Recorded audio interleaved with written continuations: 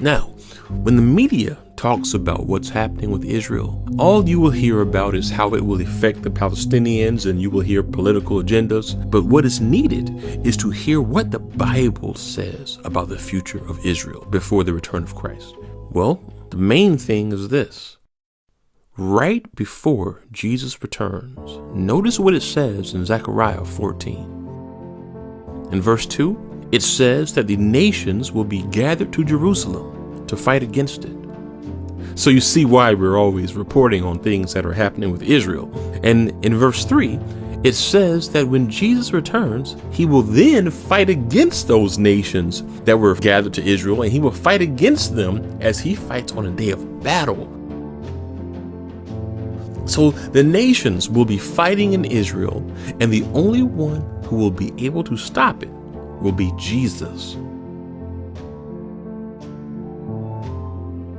And then he will place his feet on the Mount of Olives as he physically establishes his throne on the earth. Basically, Jesus is going to come back with the ultimate flex, showing that no human leader was able to bring peace, but only he was the one able to bring peace in the region. And so this is why we are warned by the Apostle Paul that in the future there will be a human leader promising peace and security in the region. But look at what it says. Then sudden destruction will come upon them. Will there be peace in Israel? Well, honestly, it depends on how close the return of Jesus is.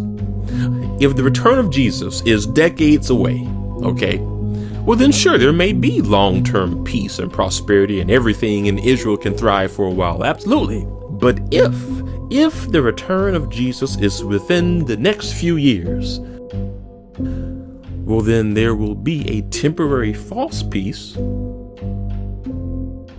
followed by some sort of temple constructed, followed by some type of conflict,